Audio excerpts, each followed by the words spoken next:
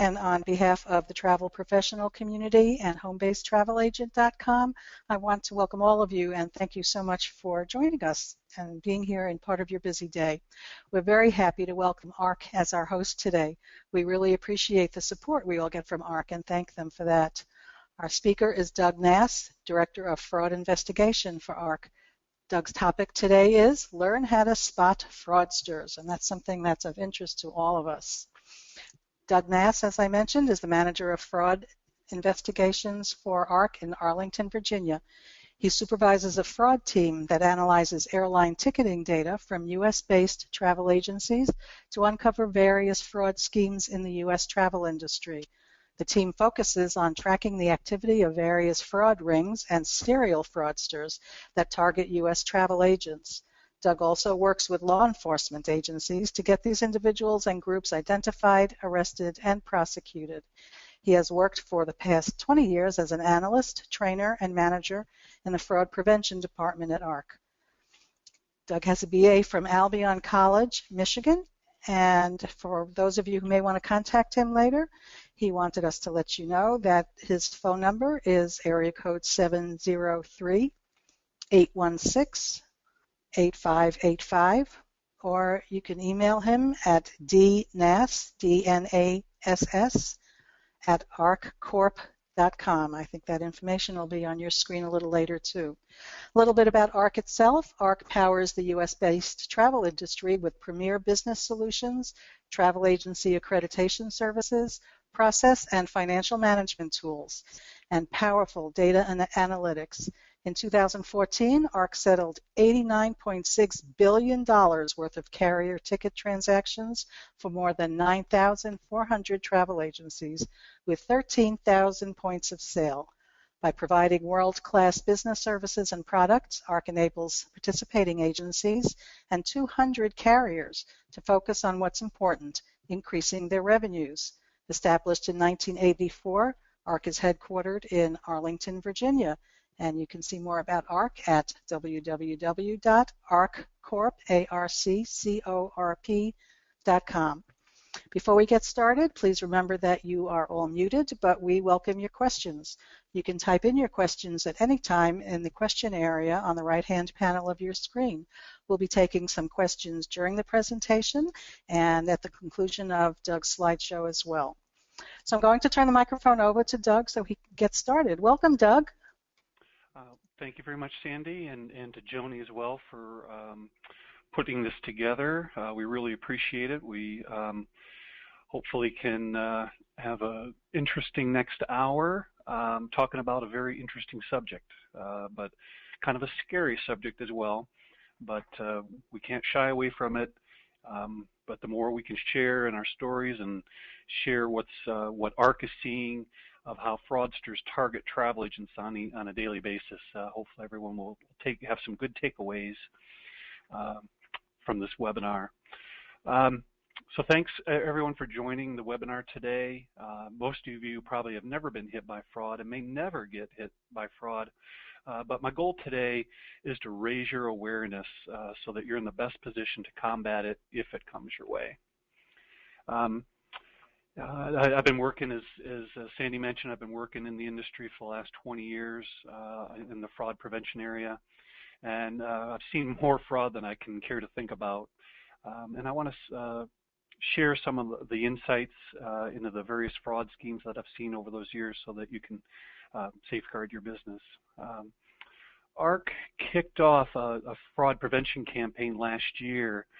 The goal of the campaign is to reduce fraud in the travel industry through education and collaboration.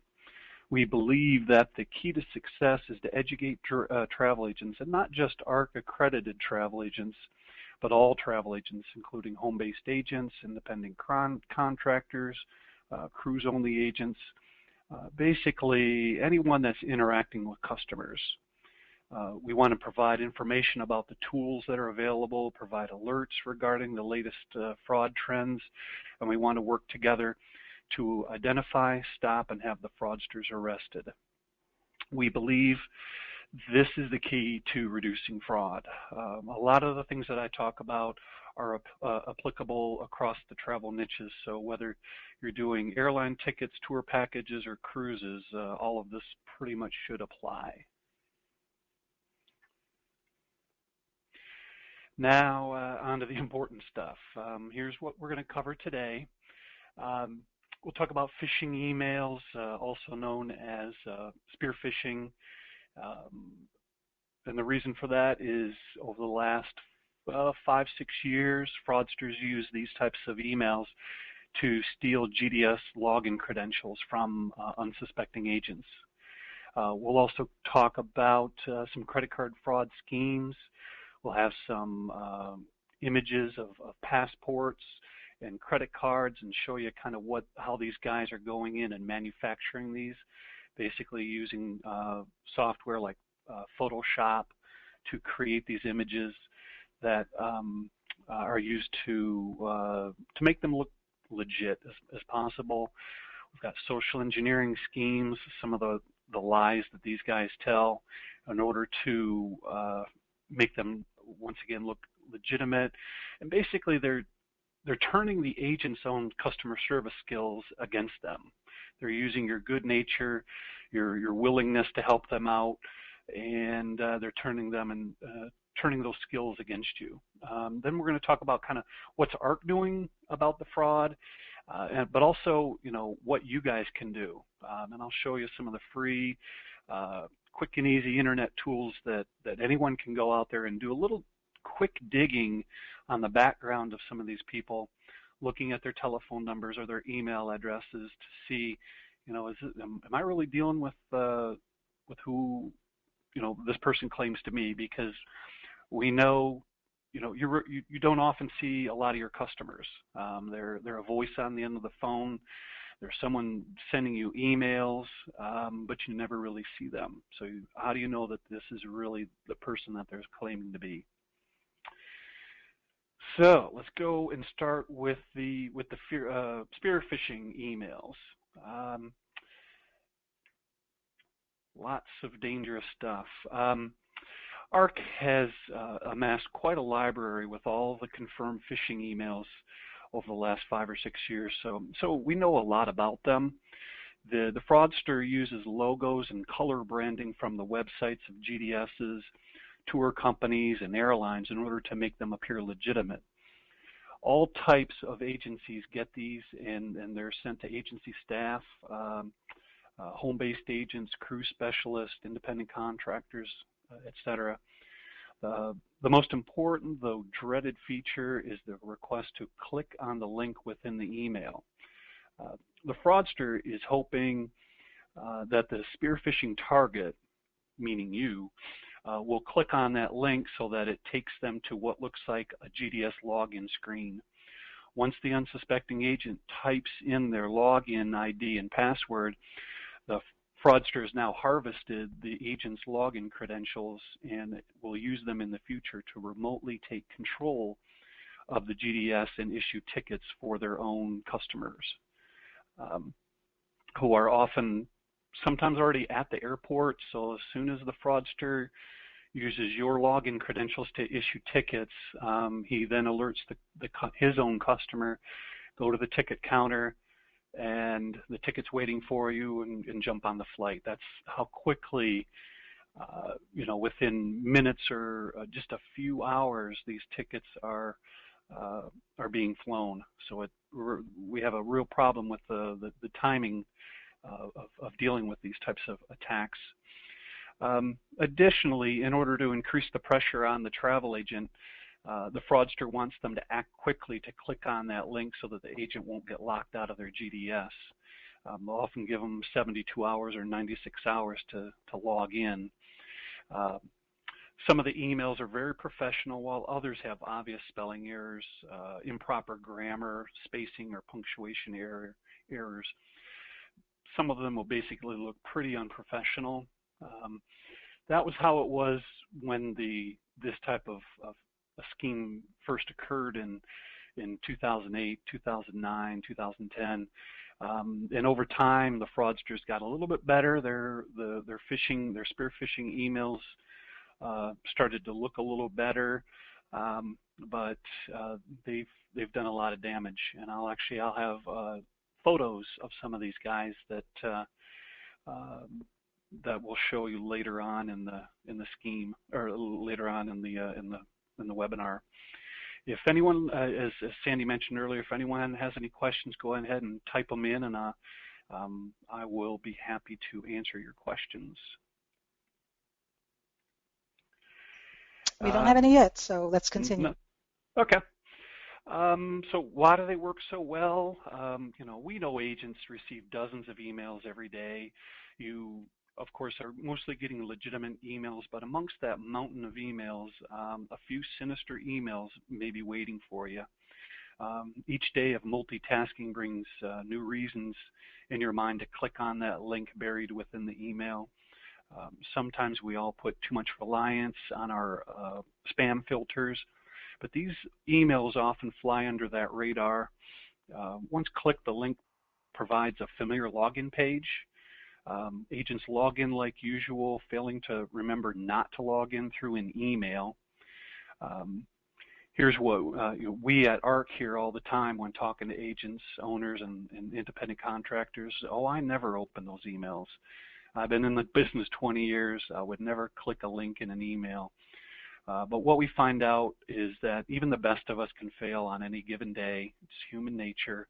Like I said, everyone's busy trying to get stuff done, and that's how it happens. And the email we know is designed to entice you into to find more information about it, or get updates so that your GDS access is not disrupted. But I just want you to sort of pay attention to the questions in your mind when faced with these emails. Some of them, where's the passenger name if it claims to come from a Delta or United? Why doesn't the email give me the usual information about someone who's alleged to be your customer? What if my GDS is turned off and I can't ticket my group? These are all valid thoughts and feelings about what you're reading in the email. Pay attention to those thoughts and stop. Never log into a GDS from an email. The GDS will, and we've been told this by all the major GDSs, they'll never ask you to confirm your credentials in an email or by phone, in fact. They may send you information that they need you to take action, but go to your normal, usual login procedure, but not through an email. Now we'll take a look at some of these spear phishing examples. So this one is claiming to be from something called Delta Web. You can see it in the email address. The email, which it reads as customer instead of customer, I like that one, and deltaweb.net, which is definitely not the proper delta.com address. If you were to point your cursor on top of the logos, you would see the outline around the logo showing it's pasted into the email. So, this email is enticing you to click the confirmation number to find out who the passenger is. Perhaps you just had a Delta passenger with an involved itinerary, and your thought is, something's wrong with my client's trip. Let me click on that link to see what it is. We want you to stop. Listen to your thought process. Who is the passenger? Why is it not on the in the email? Should be in the subject line, and it would be from delta.com, not deltaweb.net. And the last but not least, the question would be, why would Delta want your GDS login credentials if you did by chance click on that link? In the fraud prevention world, we like to say, what's wrong with this picture? So here's another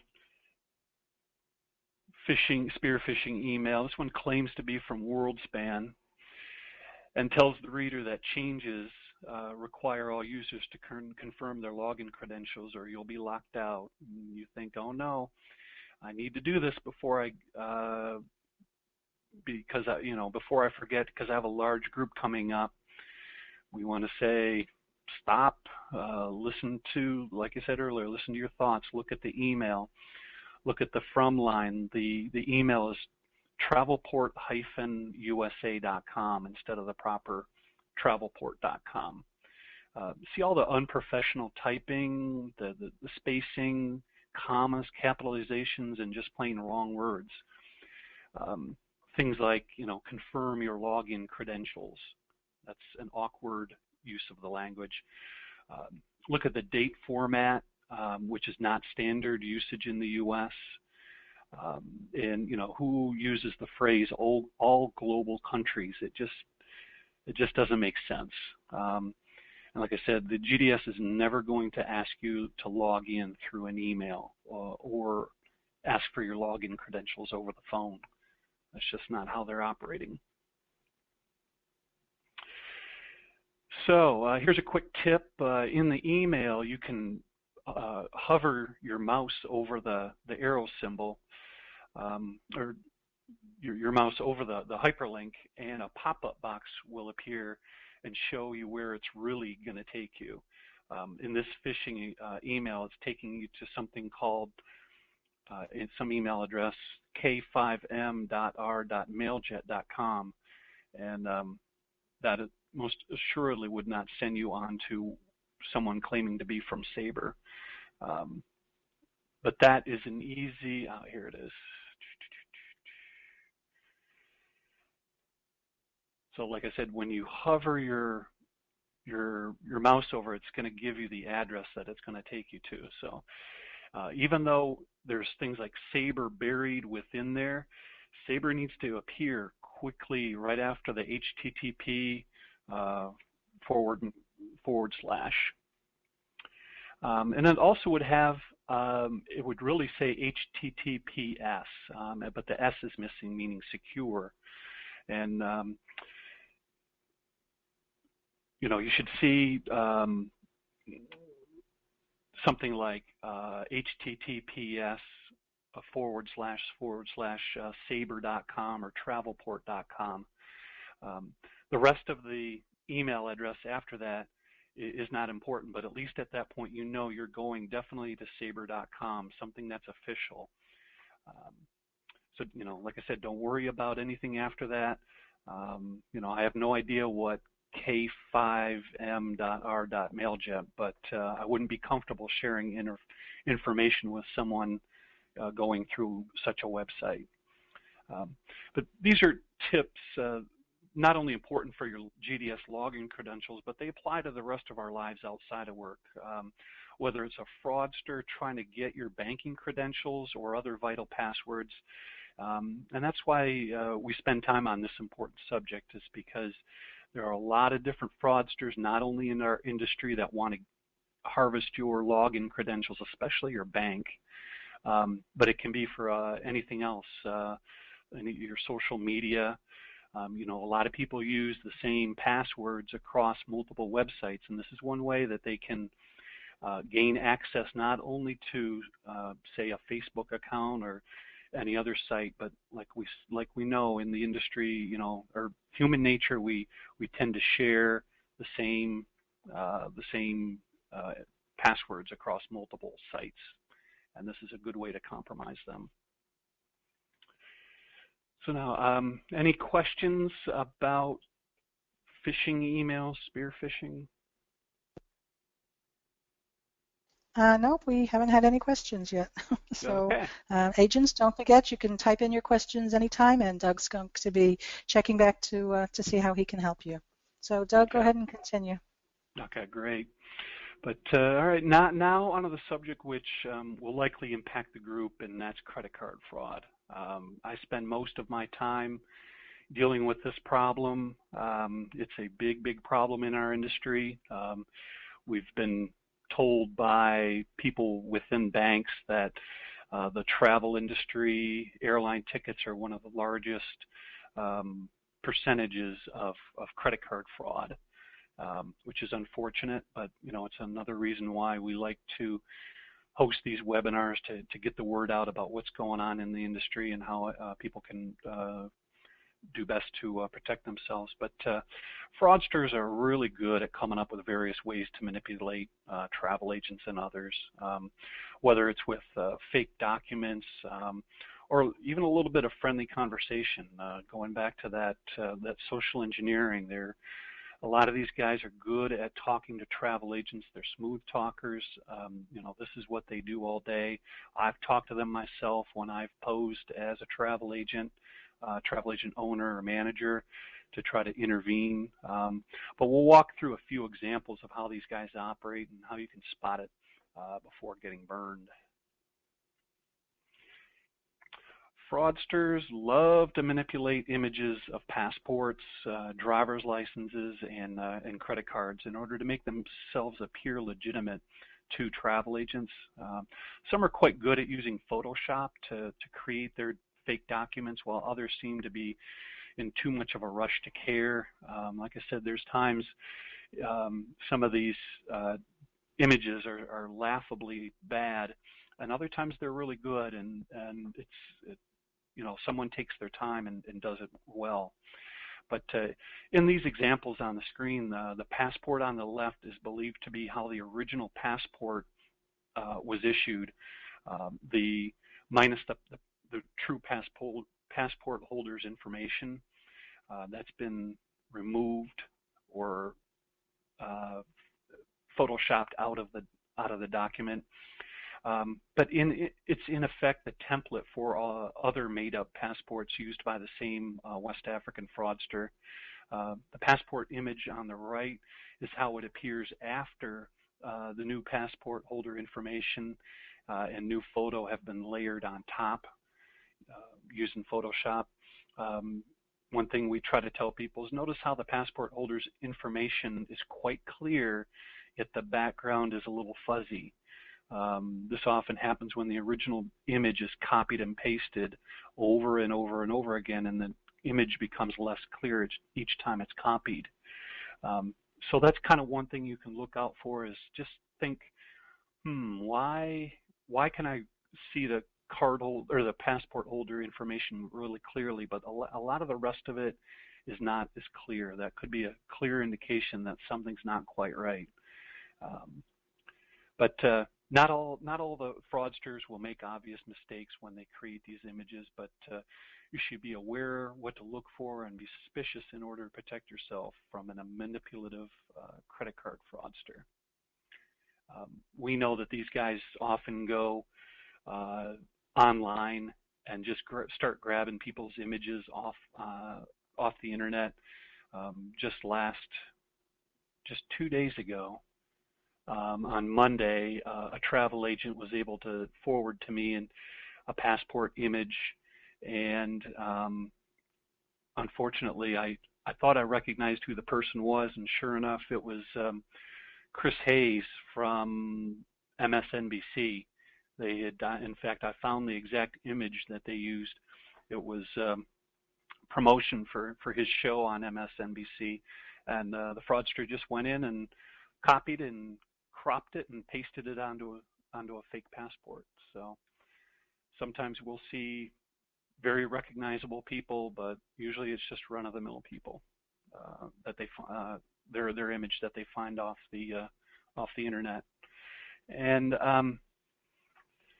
though we at ARC were definitely not experts on passports, we do know that all photos submitted for real U.S. passports must be taken from a full face view, looking directly at the camera. You can kind of see this guy's as an angle. He looks almost more like a glamour shot. This photo was likely copied and pasted from some unknown website. And like I said, his body is angled away from the camera, which would be a no-no. The U.S. Passport Agency would not accept this. Also, the passport expiration date should be 10 years minus 1 day from the date of issue, but this one is 10 years plus an additional couple of months. So also you can see is a lot of the background information is quite fuzzy. You know, if his name and date of birth and all that other information is relatively clear, and yet everything behind it is a little bit fuzzy, that could be an indication that something's wrong with this document. Of Doug, course, we have yeah, a couple of questions back on sure. phishing. So Hmm. do you want to take questions now about phishing, or do you want to Yeah, continue? yep, I'll Okay, a answer. couple of our agents want to know where can they report phishing emails that they see come to their email box? We like to see you forward them to ARC, to the Fraud Prevention Department, and I'll have that email address at the back at the end of the end of the webinar. But it is FIFP, Frank India Frank Peter at arccorp.com. We also encourage anyone who gets phishing emails to report them to, it's a quasi-FBI entity called the Internet Crime Complaint Center.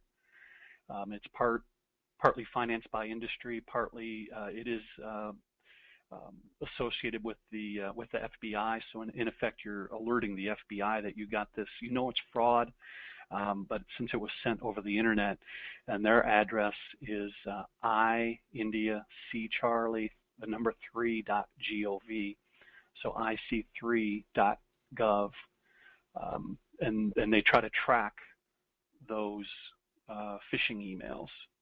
Okay, and ultimately, is it the FBI who has jurisdiction over these crimes? Yeah, depending on the crime, phishing email would be considered a cyber crime, which would typically fall within the FBI. Yeah, the credit card fraud, if it's just straight credit card fraud, more likely it's going to be the Secret Service. But I have cases with both agencies, and with other law enforcement agencies. But those are the two big ones, FBI and Secret Service. Okay, great. Thanks so much. Those are the questions for now. Okay, good questions. Very good. Let me see. And now here, like I said, they will also, in addition to photoshopping a passport or a driver's license, they'll do it to what purports to be their credit card.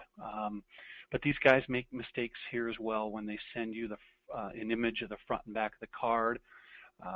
You know, if your new client has emailed an image of the front and back of his credit card, you now have more information to review for authenticity. We do recommend that you enlarge the image to see if you can spot any possible mistakes. But here's a good one. The fraudsters can't even spell the word classic correctly. It's missing an S in the middle, and it has through spelled wrong. And you can see it's TRHU. English is often not their first language, and they can make these mistakes, but we want to use those mistakes against these guys. Typically, we have a lot of West African fraudsters where you know, English is not their first language. It's going to be French or, you know, some other language. In South America, obviously, it's going to be Spanish. So sometimes these guys make mistakes, but of course we want to turn them against these guys. And then not only on the front of the card, but here's mistakes we've seen on the back. You know, read the fine print on the back of the card. This is an example of what we call fun with credit cards. Note that once enlarged, the back of the Visa and the MasterCard appear to be a template intended to be completed by the card issuer. See the example above and below. This card is issued by, and then it says in full username. So in a real credit card, of course, the bank would have their name in there instead. Both examples use bad grammar. such as the holder, agree, archaic terms, under, wit instead of with, repeated verbs, is, was, issued, and misspelled words, visit and V-I-S-I, and so it's missing the T, A-T-T. Just a lot of, obviously this fraudster did not bother to spend much time putting this together. But of course, like I said earlier, we want to use these types of mistakes against them. And it's not just photoshopping that these guys will do. Some of them will go out and start creating bogus websites to further their scheme. They'll go and create a fake corporate website to dupe an agent into believing they're a legitimate company.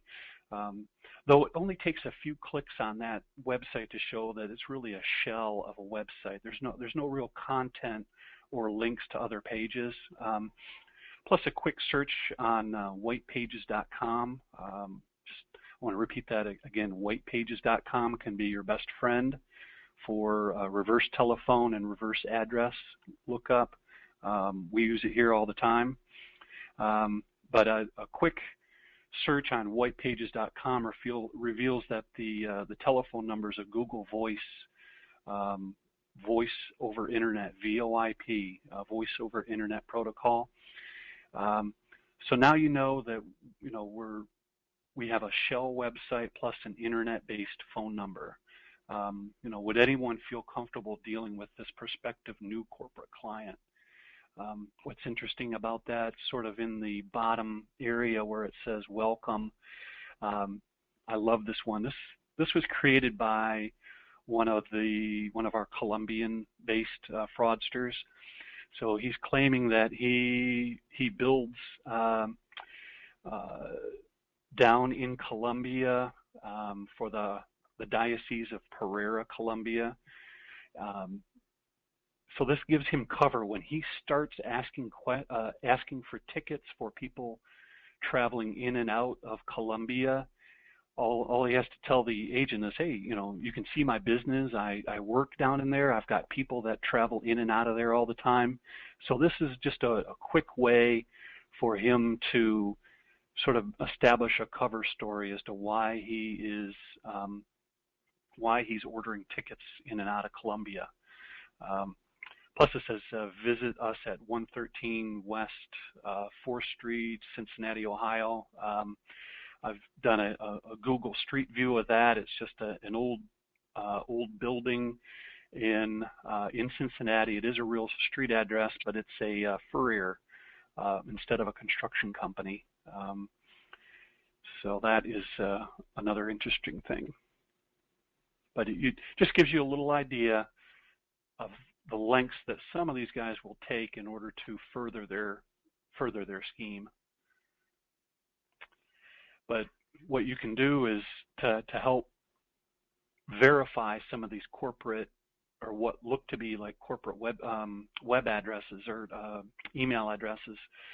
This is an incident a few years ago in which there was a Mexican company, and they were an international company. They had offices various parts of the world. The fraudster decided he was going to take their email address. He went on a web or a email domain registration site, added the -au.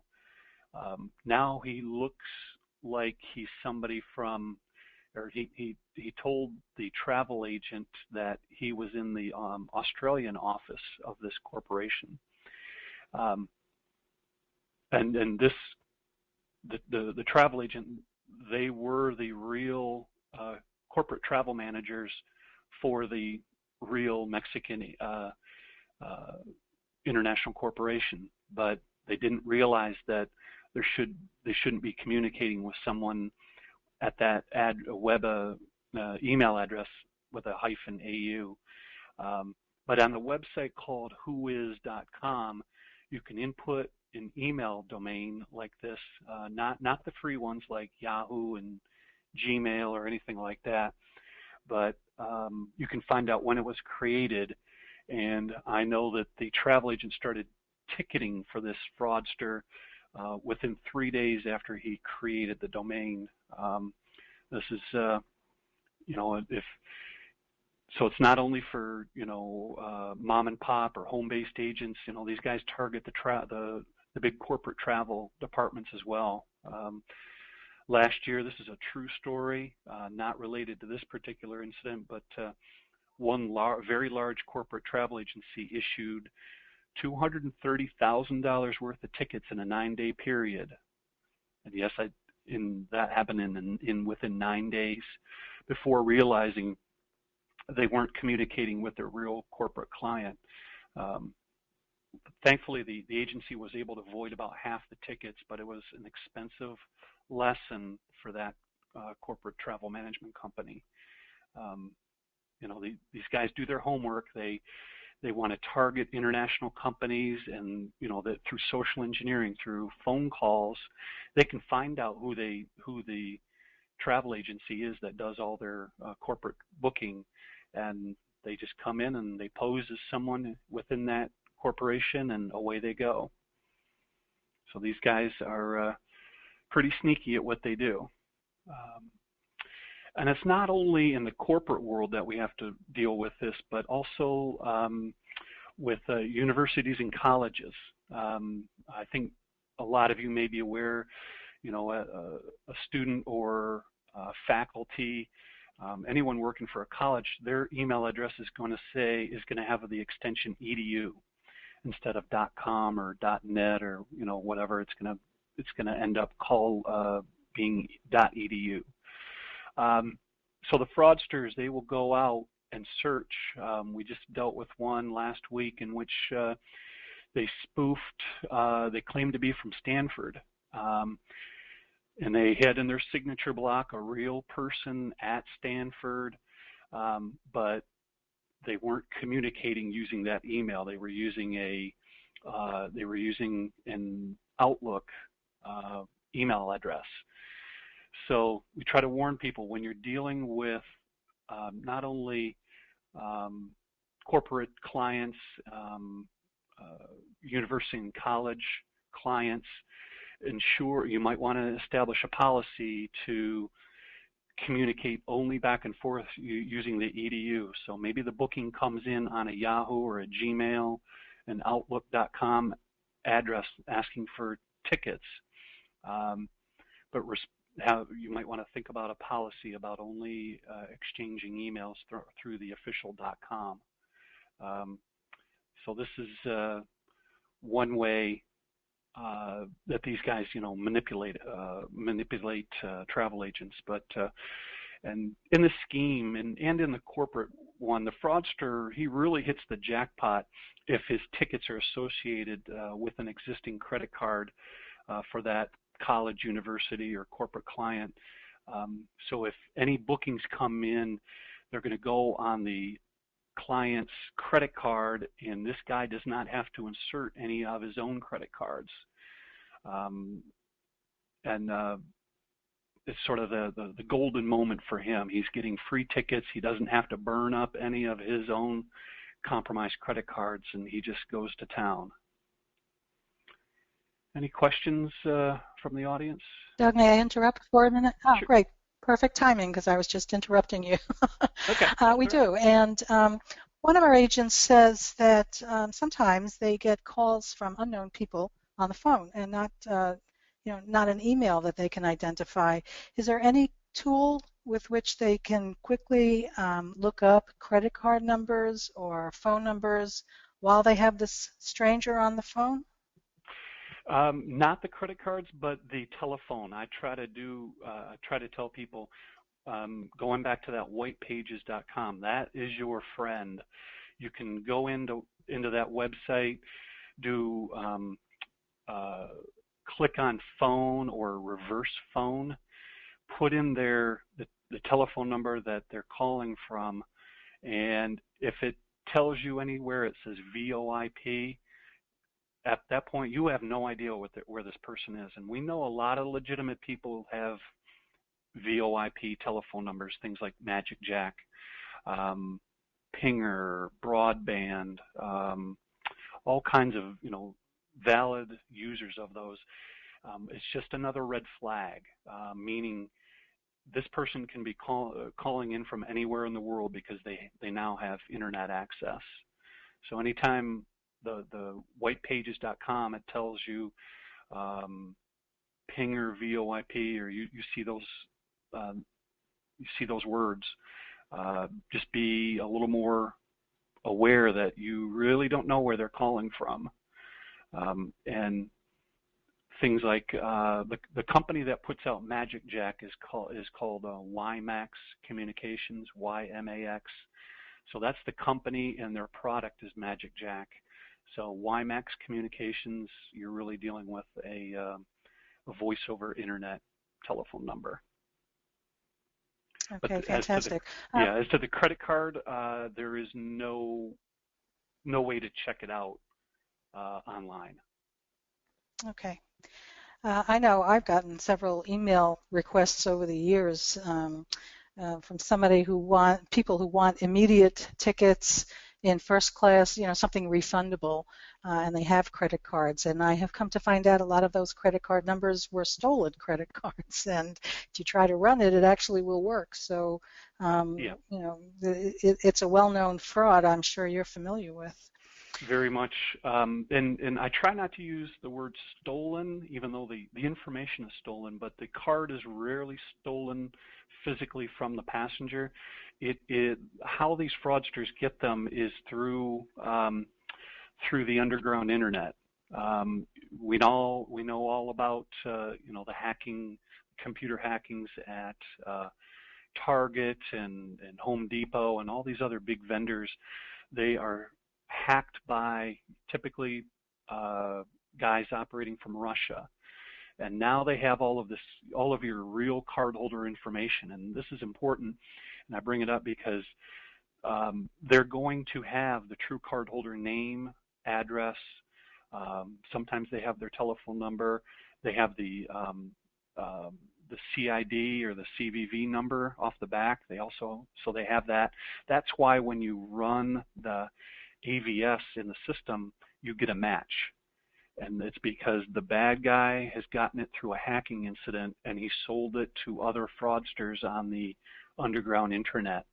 And that is a big problem and difficult to combat. Very sophisticated. Yeah, absolutely. Very sophisticated thieves here. Definitely. One of our agents points out that one thing that he has noticed is if he gets an email that says as in regarding, as though it were a response to an email he sent out, your information or something, but it isn't. He never sent an email to that person with that subject, so that's a red flag to be aware of. Yeah, and I've dealt with one. I listened to a recording at one agency, and the fraudster started out the telephone conversation not even with a "hello, I'm so-and-so." He started it off with, "Did you get my fax?"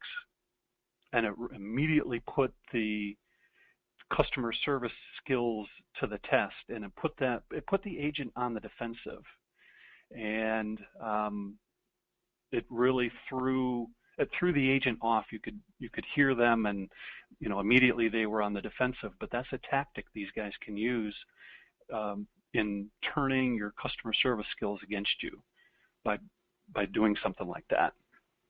Right, absolutely. Like I said, these guys are good. Now, if our agents get an email, the type which we were just talking about earlier, where somebody wants refundable, first-class tickets, and they know that it is not legitimate, is that the kind of email that should also be forwarded to Oxfraud? Okay. Yeah, we love to get those because, especially when they have the passenger names with the itinerary, or they've sent you the passport image, a driver's license image, credit card front and back, we will search our system and see if any other agency has issued a ticket recently using that credit card or for that passenger. And so we are able to then warn off the next agent down the line to say, hey, you're not dealing with who you think you're dealing with, and we'll get them to either void out tickets or just get them to stop dealing with them. So we're sort of trying to save everybody a lot of grief down the line when we get alerts in from travel agents to that FIFP@arccorp.com website or email address. Okay, fantastic. And just two short repeats, and then let's continue with your wonderful presentation. And that is, we have two agents. One would like a repeat of the Whois website that they can check. Oh yeah, whois.com, and that will give you, like I said, this is not for checking out Yahoo or Gmail, Outlook, any of those. It is someone claiming to be a corporate client, maybe a new corporate client, or in an existing one. If you recognize that the email address it's similar but not quite the same, you can go on to whois.com, put in the email domain, and find out when it was created. And if it was just created days ago, something's wrong, especially if it's an existing client. That's when you say stop. Something isn't quite right. And then you don't communicate with the person using that email. You go find a trusted corporate contact to verify, to say, hey, we got this request for tickets. We know your email address looks like X. We're getting requests in that are from something that looks like Y. Can you verify, is this a legitimate corporate email domain? Hopefully that makes sense. Okay, excellent. It does. Why don't we continue with the presentation, because I'm starting to look at the time. I want to make sure you have time to do everything you have. Okay. Some of the social engineering schemes, fraudsters love to make themselves seem important by using titles like doctor, lawyer, reverend to make themselves appear socially respectable. Of course, because everyone can trust them, right? The doctor has patients who need to travel quickly. The lawyer has clients who have to travel quickly. The reverend has missionary workers who need to travel quickly. And oh, by the way, who wants to interfere with God's work? In the emergency travel ruse, the caller claims there's some urgent need for a family member to travel quickly, like a death, a birth, or an accident in the family. Of course, who wouldn't want to help someone in need? This ruse is often practiced by fraudsters operating in the U.S. and don't raise as many suspicions when compared to fraudsters operating out of West Africa or South America. And they're ordering much more expensive tickets than most travel agents are, because most agents are more wary of those $1,000, $2,000 tickets than a $350 domestic U.S. ticket. But in all the ruses, all the schemes, the fraudster wants to draw the travel agent into their story and lower the agent's awareness of what's going on, because he's manipulating your customer service skills. So now, those are just some of the schemes that are going on. They're the big ones. But now, what's ARC doing about this? We like to think that we're pretty aggressive about combating these fraudsters. We work every day to make it difficult for them to operate within the agency distribution system by trying to spot the fraud early and alert agents as to who they're really dealing with. We know we can't stop the fraud completely. It's just not realistic to think that we can stop all fraud. We can only keep the potential losses as low as possible. We like to say, let's keep it at 3,000 rather than 30,000 or 130,000. No one likes to pay these debit memos, but it's a little easier to bear at 3,000 than 130,000. We also pursue those serial fraudsters who go from agency to agency every day, hoping to find that one agent who's going to issue tickets for the fraudsters' customers. We do a lot of analysis and research to link what appear to be separate fraud incidents back to one fraudster.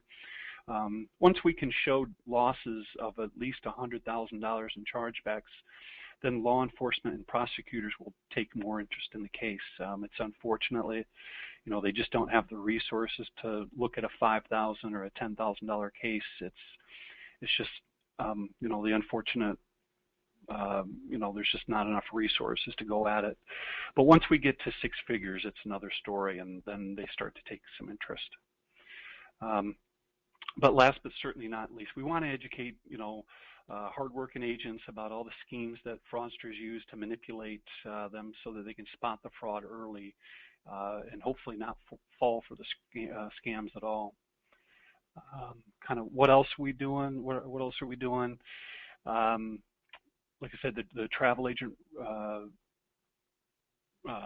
education and best practices. We want to talk about red flags. I'll have an example of the red flag sheet at the end, dispelling the myth of the approval code. A lot of people still think that, hey, once you get an approval code, you're good to go. And the approval code only means that the ticket or that the credit card is not listed as stolen at that time, and there is that amount of credit available on the account to run the ticket. It does not mean that it's a valid charge or that the person requesting access to that credit is authorized to do so. So that's still a problem within the industry. We're monitoring as much as possible some of the high-risk airports to spot the potential fraud. We're monitoring on a daily basis Accra, Ghana, Johannesburg, places like Bogota, Lima, Santo Domingo. We issue fraud alerts out to the agents to give them a heads up as to what some of the latest schemes are. We're tracking the latest aliases, credit card numbers, email accounts that these guys use. We do, like I said before, we request that you send them to us at fifp@artcorp.com. We really do look at every single one of them because we want to, we kind of view it as travel agents are the front line. You're going to see these, and they're obviously not going to be sending them to ARC. And we love to see when agents send this stuff in, and like I said, we do look at when they have passenger names and credit cards to see if any other agency has been issuing tickets, and we will warn them off down the line to say, hey, you're really dealing with a bad guy. We have had some success. These three gentlemen, I use that very loosely, are all currently sitting in jail. The two guys in the left have been sitting for the last 2 years in a very ugly prison in the Ivory Coast. We believe that these are the two guys that started the whole GDS, the spear phishing to get the GDS login credentials. They were able to do this for quite a few years because of the situation in the Ivory Coast. They cycle in and out of civil wars, and but finally, a couple years ago, we were able to get them arrested, and they're going to do significant time. We believe the two guys on the left taught the guy on the right how to also issue or to blast out the spear phishing emails to travel agents. It took us a little over a year to get him, but he was arrested in Paris last September, and we are trying to get him extradited from France to Atlanta to face justice in Atlanta. So even though these guys are operating out of West Africa, sometimes we can go in and shut them down and have them arrested. Now that's kind of a thumbnail sketch of what ARC is doing. Now, onto what you can do as frontline travel agents to safeguard your business. Everyone wants to increase their client base. That's why you're in business. And I really hope I've not scared anyone away from accepting new clients. We just want everyone to be safe when doing so. You want to trust that your new client is really who they say they are, but you also need to be very smart and verify their information they're giving you. In about 5 minutes of internet research, you can get a decent idea as to whether you're dealing with someone legitimate or not. A reverse lookup can let you know if you're dealing with a landline, a mobile phone, or the riskier VoIP, voice over internet telephone number. Like I said earlier, having a VoIP telephone number does not mean that the client is bad. It only means that your client could literally be anywhere in the world with an internet connection. So you want to think, is your client really in Akron as they claim, or are they in Accra, Ghana, by using a VoIP telephone number with an Akron area code?